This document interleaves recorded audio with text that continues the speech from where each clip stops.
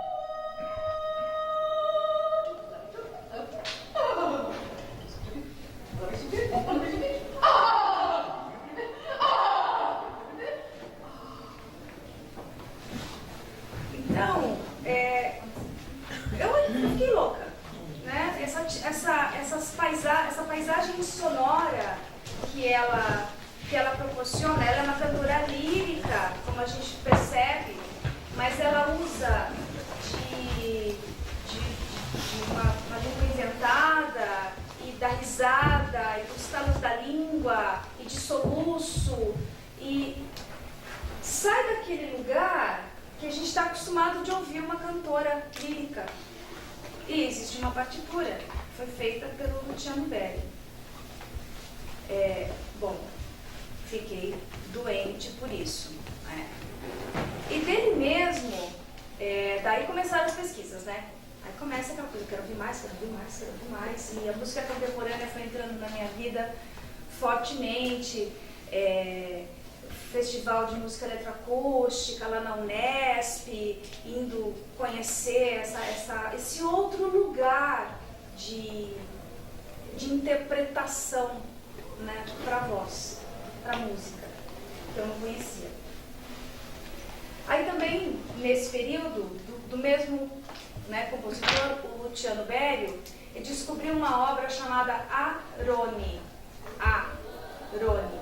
Porque antigamente o nosso alfabeto era do A, B, C, D, E, X, Z, Eteconerone.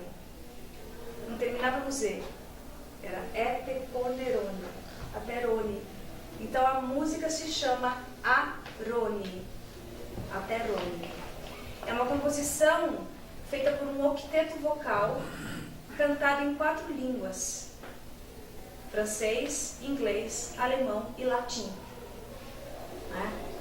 E milhares de interpretações que a gente pode encontrar. É uma história do nascimento da palavra. Pode ser do surgimento, da potência da voz. As interpretações são milhares. A gente que é do teatro, né, vira uma peça de teatro, uma peça sonora. E vamos ouvir um pedacinho? Só um pedacinho.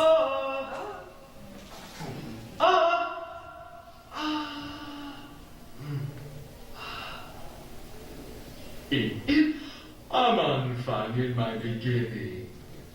Ach, in principio erat.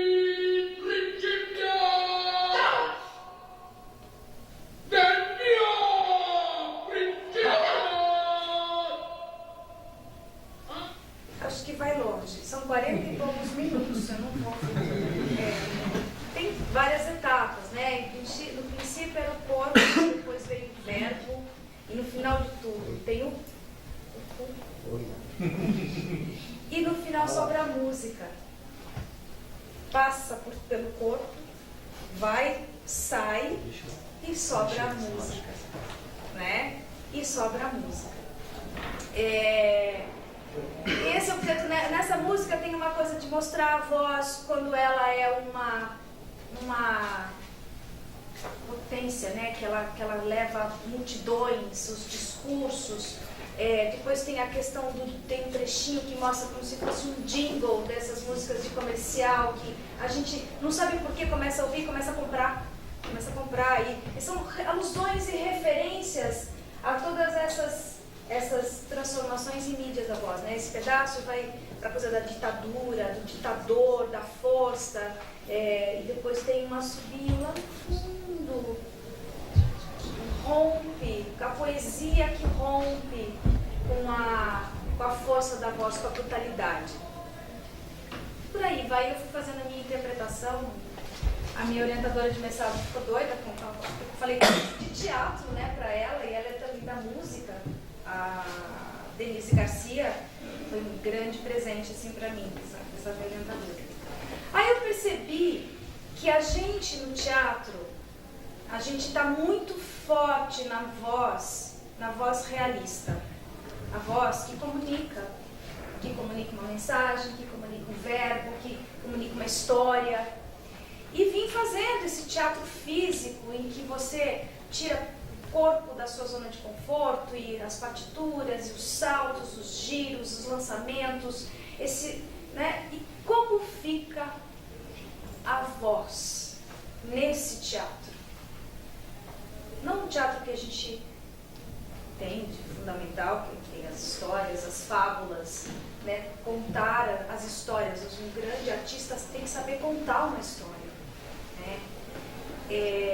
E aí eu fui vendo que eu podia, a partir desses elementos vocais, criar um trabalho, uma partitura vocal, partituras vocais. Logo nesse começo de pesquisa, a gente vai ver que o Stanislavski, ele também quer que a voz do ator saia deste lugar comum. Que voz é essa do seu personagem? E aí os atores vão estudar canto.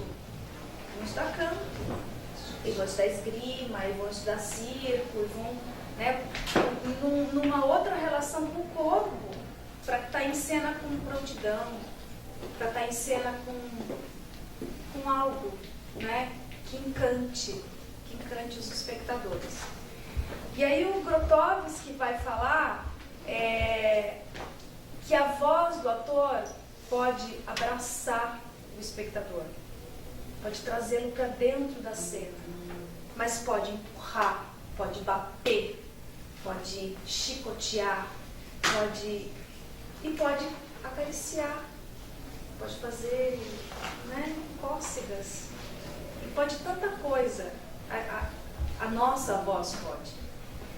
E se a gente pensar no nosso dia a dia, né, afinal, quando a gente dá uma bronca, a gente tem um jeito de falar. Quando a gente fala lá ao pé do ouvido, né, naquele momento assim, né, a gente não vai falar igual.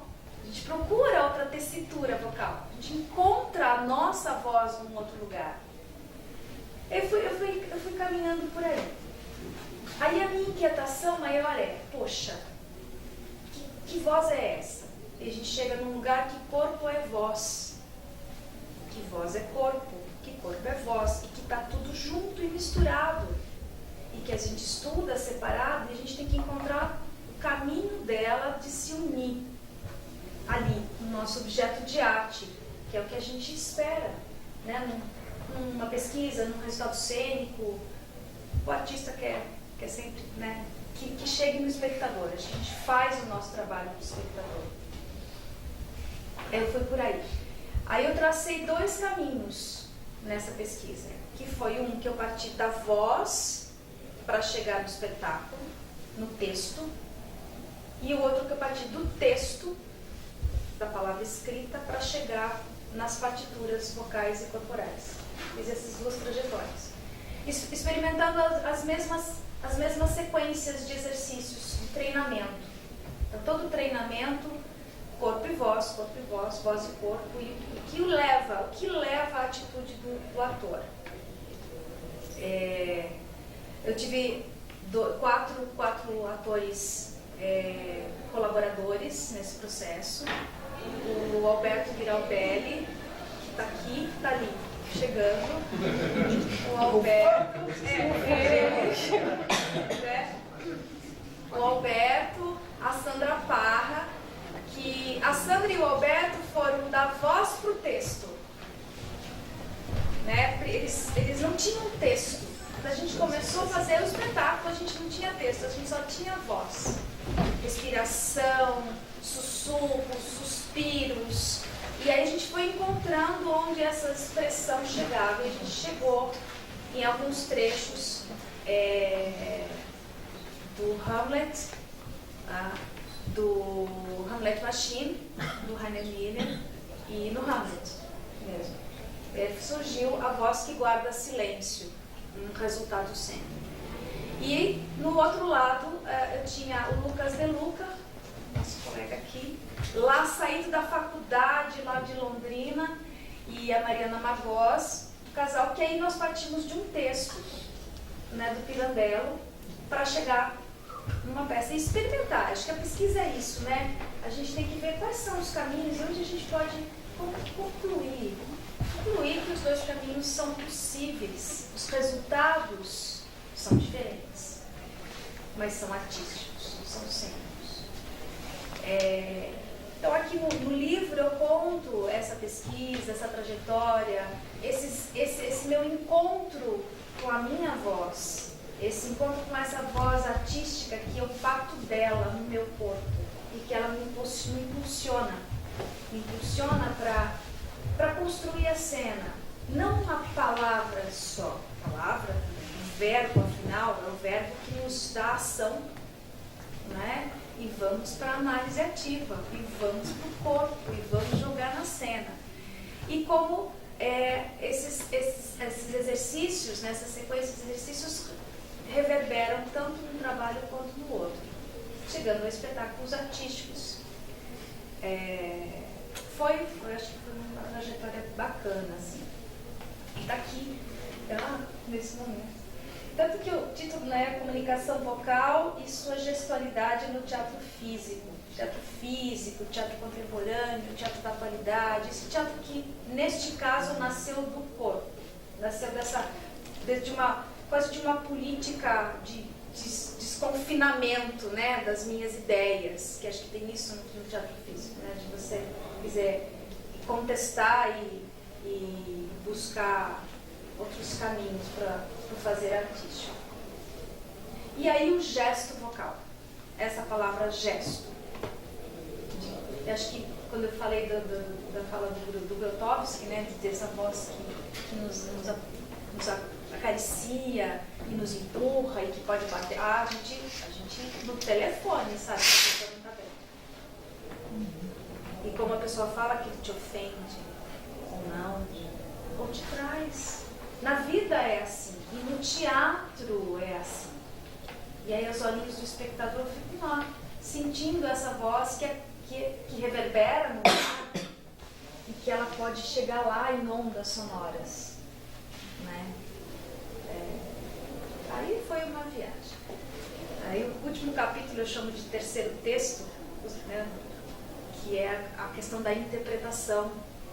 Afinal, eu fiz a pesquisa lá na semiótica, aqui na PUC, e a semiótica deixa também a gente num outro lugar de olhar o objeto de arte, né?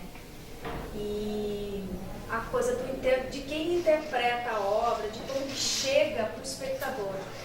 Aí depois, quem quiser ler e conversar comigo, só as ordens. Acho que é isso. Falei bastante. Meia hora. Pelo menos meia hora. Né? Depois a gente está aqui para conversar, para trocar.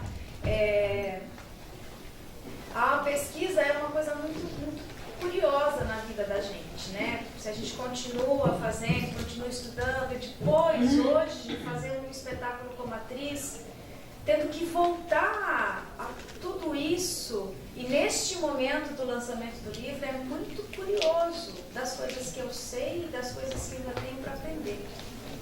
É muito bom. Eu acho sempre muito bom. Tira a gente, né, daquela zona de conforto.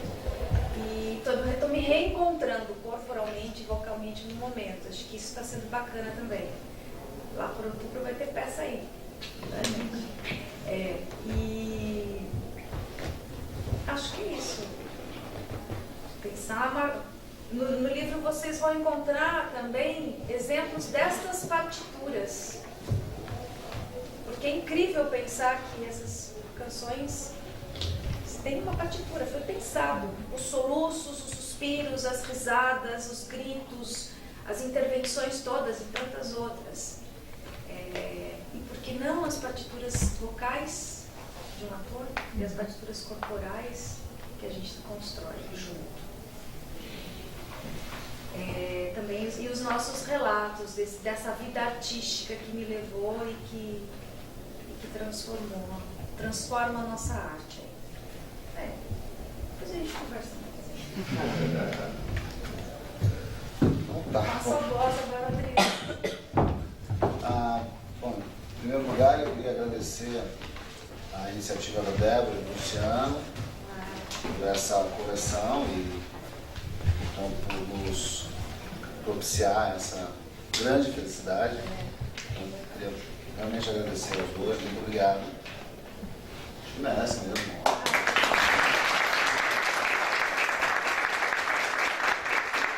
A perspectiva que aqui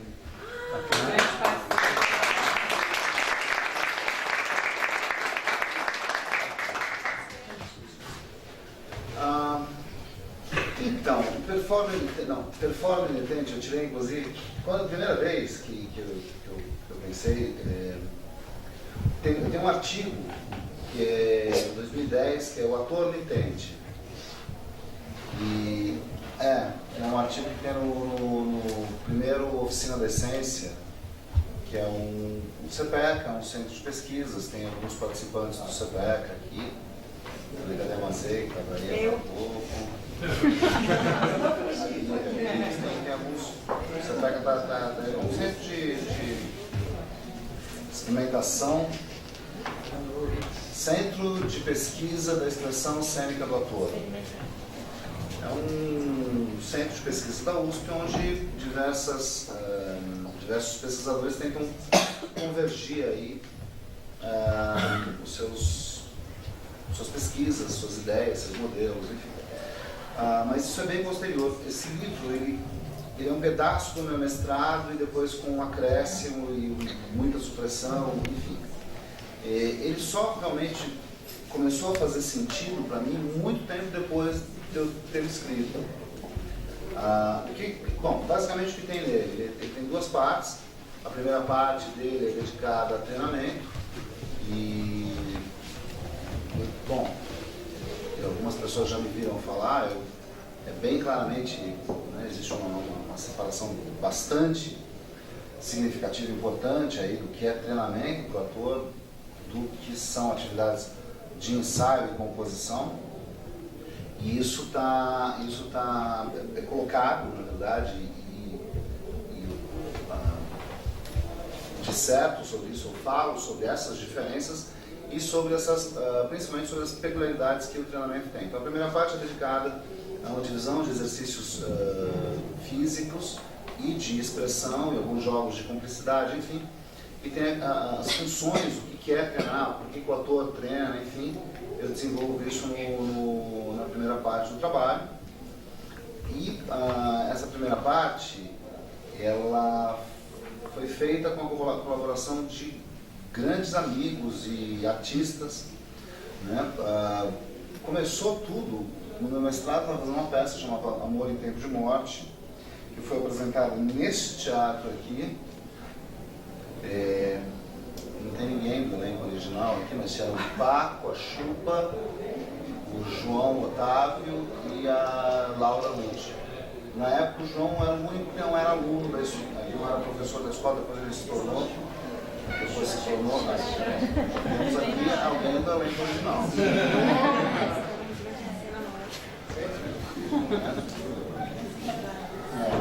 Ele foi, né? Falei, Roberto, ele entrou. Estava no elenco original. E a Laura... Na verdade, a gente tem duas pessoas do elenco original, porque está a Chuba aqui, e a Laura, quando fez a peça, ela estava muito grávida. Tá. A Selene, que já estava nesse palco aqui. Estava ligeiramente grávida. Ela estava muito grávida. Mas como eu disse, aí para o treinamento depois, bom, a Selene saiu, a Laura não conseguia mais fazer a peça, evidente. E aí essa peça foi refeita, chamou Amor em Tempo de Morte 2. Aí o elenco mudou bastante. Eu tinha 4 pessoas no elenco original, para o Amor Inteiro de Morte 2 foi para 10 pessoas. E várias delas estão aqui. Tem a foto, né, de a Milena Filópolis, que é uma atriz que está ali, que foi professora, que foi professora da escola, e que na semana que vem a gente estreia. Já vou aproveitar. Então, semana que vem a gente reestreia o Teatro de Bonecas. A gente já está com o espetáculo há algum tempo, mais de um ano, 2 talvez. E a gente vai fazer agora no mês de setembro os teatros da Prefeitura aqui de São Paulo. Tem um edital que nós ganhamos, então a entrada é franca. Então venham, porque vale a pena, o espetáculo está muito bonito. Eu não estou dizendo isso porque eu dirigi. Obrigado. E vale a pena, então venham ao Teatro de Bonecas. A gente vai fazer Martins Pena, enfim. E aí a gente tem aqui, então, nesse primeiro momento, essas divisões, esses exercícios, e os exercícios eles são descritos, né? E na segunda parte existem 3 metodologias para a composição de cena e, eventualmente, de personagens. Bom, a opção de performance imitante, não ator imitante, a opção de performance é menos importante, né? Sob um certo ponto de vista, porque eu não caracterizo simplesmente como aquele que realiza uma fábula do teatro mais convencional, dramático, ou para teatro mesmo, para uma interpretação mediada, cinema, televisão, whatever. Eu prefiro o termo performer, é um termo que, pelo contrário, não é um termo restritivo, é um termo que amplia. Não é só a gente pegar a própria ideia de performance, né, como o Shackman coloca, né, um termo bastante ampliado. E, bom, não vou explicar porque no livro está bem explicado, se houver algum interesse nisso. E no segundo momento, então, são alegorias para a criação. Tudo começou um dia, eu estava conversando, enfim, e aí eu tinha um aluno que é da turma da Camila Turim, do João Otávio, que ele já dava aula numa crise, foi orientador do Zedu. Na época ele era aluno nosso aqui da escola e estava fazendo montagem comigo, que era o Carlos Arral. O Carlos Arral ele era amigo do filho do Haroldo, era muito amigo do filho do Haroldo de Campos. E virou e falou assim, não, vamos lá na casa do Haroldo pedir um texto para a gente montar. É lógico que a gente vai. Foda-se o texto, eu quero falar com o Haroldo de Campos. E foi justamente, né, nesse melê que lá pelas tantas, ele já não estava conseguindo andar, tinha gota, enfim, não era um problema não. E aí ele estava falando das coisas, ele era um cara fascinante, né? Ele era um senhor, a inteligência dele era uma coisa brutal, né? E ele estava falando, ele estava traduzindo a Ilíada, né? Do grego, assim, e aí ele falou assim, na verdade, não importa muito, né, o que você faça. Qualquer obra de arte, no final das contas, é uma metáfora. E aquilo foi uma bomba, né, na minha cabeça. Na verdade, esse pensamento não é dele, né, ele repercute uma ideia que é anterior, mas isso ficou na minha cabeça. O problema, e aí eu fui buscar um cara que esse sim é um mestre para mim, que é o Joseph Campbell, e ele lida muito, ele trabalha muito com a questão Joseph Campbell ele trabalha com mitologia comparativa, né? Ele pega sistemas de crença e percebe quais as semelhanças e dessemelhanças entre eles. E ele insiste muito na questão de que o mito ele não pode ser explicado. Quando você explica o mito ele perde os sentidos. A ideia do mito é ele ser uma polifonia de sentidos. E ele dá alguns exemplos. Um deles é exatamente por figuras de linguagem. Quando eu explico uma figura de linguagem, ela deixa de ter o gradiente de significações que ela pode ter. E aí eu fui buscar justamente isso. Como é que eu, que não estou no palco, não sou um ator, como é que eu faço a minha criação artística? Se eu teatro é a arte do ator, e que o fenômeno artístico a apresentação, ela mesma, ela própria, é o objeto de arte, esse objeto de detalhe, a gente faz aspas com o dedo, mas eu tenho que fazer porque você não tem o objeto fetiche que você tem nas artes plásticas. Então, como eu, que não estou no palco e não produzo um objeto fetiche, como eu lido com a minha obra artística, qual é a minha obra artística, qual é a minha alegoria, qual é a minha metáfora? E foi onde eu estava, justamente, não tinha nada a ver, eu comecei a pensar, eu sei, pode parecer estranho um cara heterossexual falar isso, mas eu comecei a pensar em unicórnios. Sabe, chega um determinado momento na sua vida, você pensa em unicórnios. E eu pensei neles. E aí foi me dando, porque eu tinha lido de onde veio esse negócio do... Eles, antigamente, né, eles viam carcaça não, né, eles viam o esqueleto do Elasmotherium, que é uma espécie de um rinoceronte muito grande. Só que, se você pegar o esqueleto de um rinoceronte, ele, apesar, tem uns ossos mais atarracados, mas ele lembra muito o esqueleto de um cavalo, de um equídeo. E o Elasmotherium era um rinoceronte maior e parecia, então, um cavalão, só que com um chifre. E aí eu fiquei pensando, pô, um unicórnio é um cavalo. A única diferença é que ele tem essa coisa aí esquisita, esse na verdade é um falo, né, no meio da testa. Bom, uma coisa leva a outra e eu comecei a pensar, ok, se eu desmontasse não a figura do unicórnio, mas os sentidos do unicórnio, por que esse animal foi inventado? E a que responde essa alegoria? E eu, a partir disso, comecei a fazer o transporte, porque eu pude usar disso no teatro. E eu comecei a criar exercícios, desenvolver a partir desse animal fabuloso. E aí eu fui agregando outros animais fabulosos, surgiu a primeira alegoria, que eu chamo de...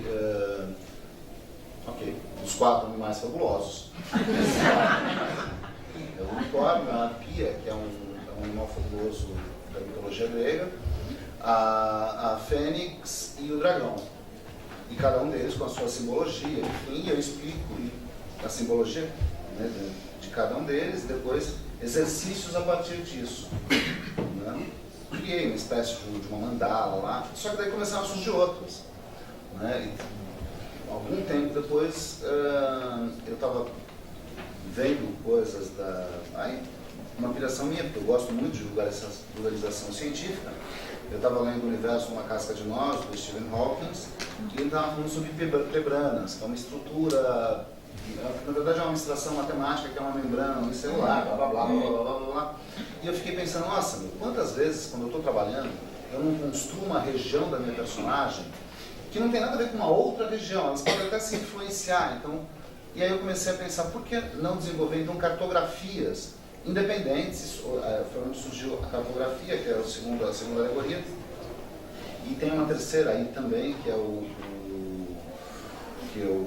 pentagrama, por uma outra razão. Bom, na verdade são 3 alegorias, e aí eu gostei desse negócio de estar fazendo alegoria, enfim, só que eu não sabia por que eu fazia. E aí teve que ter mais uma década até eu terminar o meu doutorado para entender o que eu estava fazendo. Na verdade, que a alegoria era só um sintoma, ela não era a causa. Né? Mas essa já é uma outra história, isso vai ficar para o volume 2. E basicamente é isso, né? Performer, então, nitente. Muita gente fica, claro, nitente é um preço. Muita gente adora enaltecer o português, né? Nossa língua, a última flor do lácio, inculta e bela. Pois é. O português ele não foi tão generoso assim quanto os ufanistas da língua pensam. Porém, esse termo, nitente, é uma preciosidade da língua, sim, porque ele pega 2 particípios passados do latim, que significam coisas distintas, e quando chega em português, vira uma palavra só. Esse é um adjetivo que pode significar simultaneamente alguma coisa que brilha, que emite luz, então uma lâmpada é emitente, mas alguma coisa que tem resistência, que pode sofrer uma performance mais... porque é nitente, como essa parede é nitente. E isso para mim foi uma preciosidade. O que eu quero? E aí eu coloquei em primeira pessoa, porque é uma experiência, claro, muito minha. Quando eu penso no trabalho de um artista de teatro, o que eu acho que deveriam ser as qualidades principais? E, eu não consigo pensar em outras duas que não essa. Algo que possa, simultaneamente, ao mesmo tempo, ser resistente, ter esta potência para resistir e brilhar. No livro eu fico viajando em cima disso, mostro que existe um paradoxo entre esses dois termos, né? Que uma coisa que brilha é quase o oposto de uma coisa que resiste, enfim, mas aí tem que ler. Ok, não é tanto viagem assim. Impeça a fluência daí. De qualquer maneira, é isso. É isso. Não?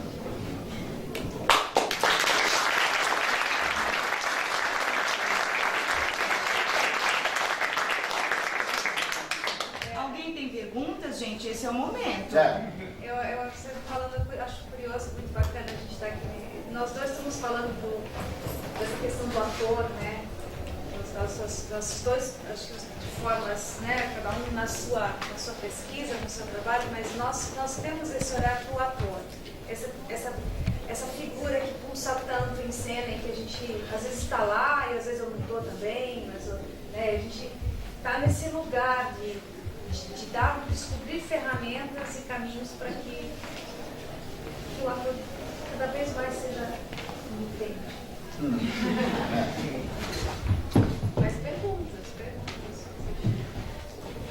Mônica. Oi.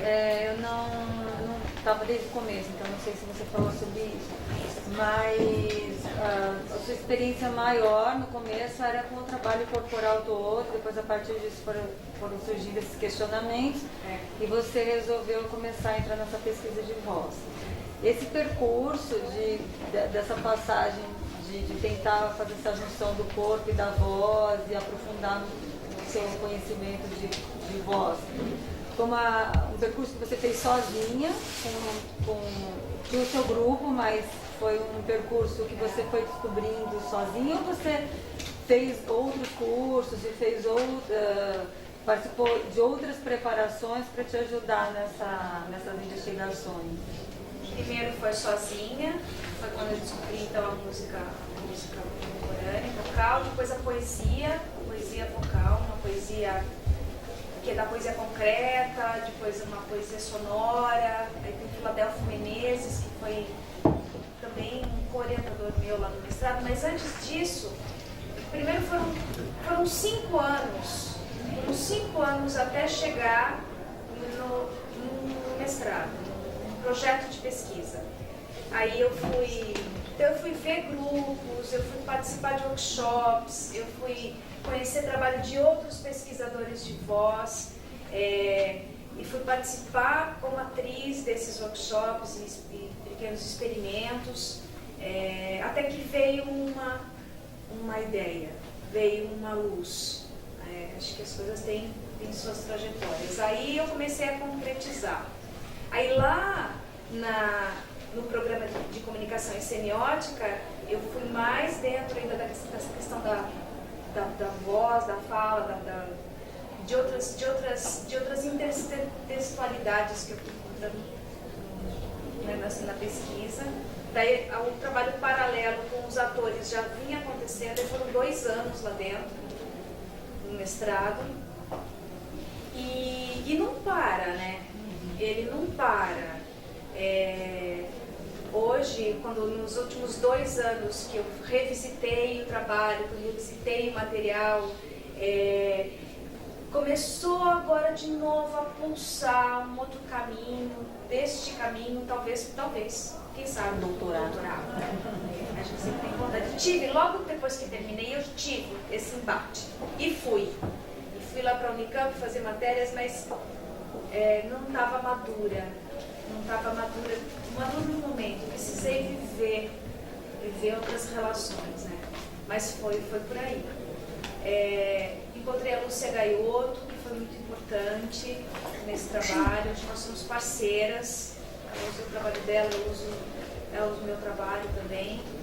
Estava aqui a professora Ariane, quando ela fez a defesa do trabalho dela final na faculdade, ela usou meu trabalho, aí eu fui banca dela lá, foi um encontro muito bacana, muito prazeroso, porque ver o seu trabalho de pesquisa servir para outro pesquisador e depois ele te convidar para estar lá, para acompanhar e ler, foi muito gratificante. E nas minhas experiências nas universidades que eu dei aula, lá em Londrina, em Ribeirão Preto, lá em Ribeirão Preto eu acompanhava os TCCs dos alunos e lá tinha sempre essa interferência da voz. Acho que eu era das pesquisadoras de voz lá do corpo docente. Muito bacana ver isso, né? Sim. É sempre processual. Não para nunca, né? Eu tenho menos uma pergunta, mais eu acho que alguma coisa para acrescentar. Interessante que quando a Adriane fala de Haroldo de Campos, porque quando a Mônica vai buscar a poesia sonora, ela vai buscar exatamente nesse mesmo lugar, que foram, você falou do filho do Haroldo, o seu filho do Augusto, do Cid Campos, ajudou a musicar uma série de poesias concretas, né? Fazer um trabalho de trazer essa poesia sonora que vem desde o dadaísmo, nos anos, no começo do século XX, e isso vai mexer tanto com uma pesquisa de voz, quanto também com uma pesquisa do ator em outros planos. E aí eu acho que com a Adriana você perguntar um pouco também como que procedimentos de outras artes, porque eu já vi que coisas da ciência te movimentaram para esse caminho que você estava buscando. Enquanto procedimentos de outras artes também te fizeram pensar no que o teatro podia... Não no performance emitente, aqui não. Bem depois, já aí durante o doutorado, uma das coisas que eu trabalho, eu chamo de paleta epocal, são as proposições de estilo que o Lehmann coloca sobre o pós-dramático. São 11 proposições, duas delas assim, são claramente, tem sua origem claramente fora do teatro, né? O que ele chama de dramaturgia visual, eu chamo de visagismo, muda um pouco o nome, e isso é claramente, porque já desde o início do século XX, o Walter Benjamin ele sinaliza isso, mas alguns pensadores começam a falar, olha, tem inclusive um texto muito legal, é o Stage Fright, eu não lembro se é da Ivone Saison, não sei, que fala sobre essa contaminação que o teatro está levando para as outras artes, assim, meio que, olha, toma cuidado com o teatro, porque ele vai acabar contaminando a música, vai contaminar... E esse era um processo, bom, claro, Benjamin é um gênio, né? Fantástico. Esse era um processo meio que irreversível no século XX, até que a gente chega na metade do século XX, a gente tem os ativistas de Viena, a gente tem aquela doideira toda acontecendo, e essa, né, a Laurie Anderson, acho que ela é a quintessência dessa coisa do teatro com as plásticas, né, e a música, tudo ao mesmo tempo agora. Então tem essa questão e também tem o que ele chama de mise en musique, que a professora eu adoro, a Silvana Garcia. Olha, quando ela escreve teatralidades contemporâneas, quem escreveu? Silvia Fernandes. Então, quando a Silvia Fernandes fala sobre isso, ela prefere, né, o termo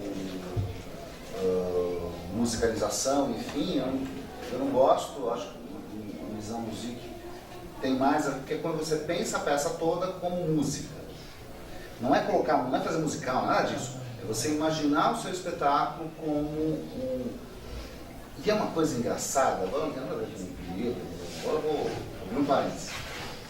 É muito engraçado que grandes artistas, eles projetam o ideal do seu fazer artístico em outra expressão da arte. Então, era muito comum o Picasso falar que ele queria que os quadros dele tivessem a força das músicas do Beethoven. Então, um músico ir buscar as plásticas como referência, isso é essa... Na música é voz, ele vai no teatro. Ele faz um teatro, né? Na voz. Porque não existe, essas fronteiras elas não existem mais, né? O século XX mostrou a corrosão delas, e agora, em 2015, isso pura e simplesmente já não tem mais sentido. Não tem sentido você falar, ah não, a diferença do teatro para a dança não é. Né? Então, sim, mas de maneira direta, não aqui, posteriormente. Legal.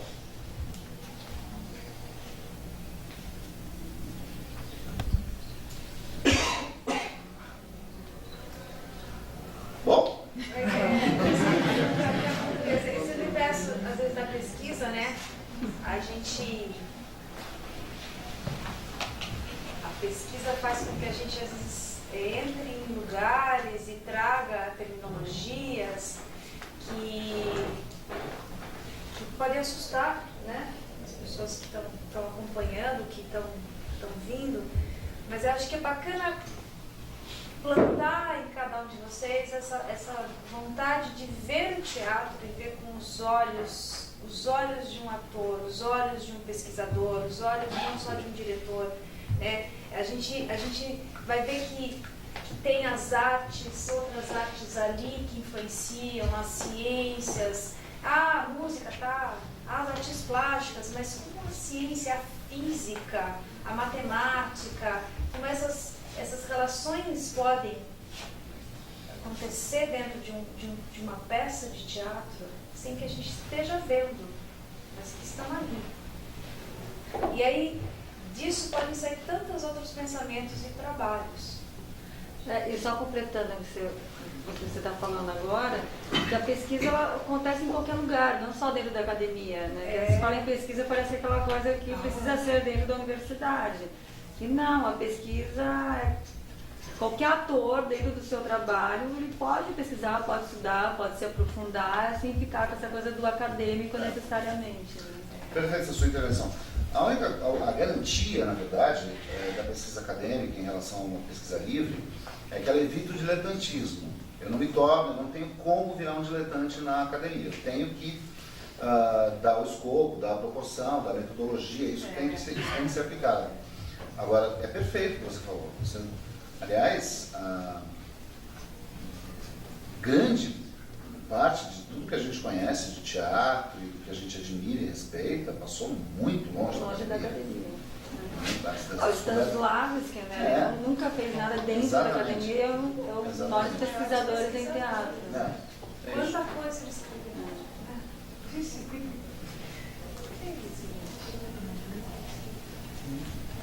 Mais perguntas? Não temos mais perguntas?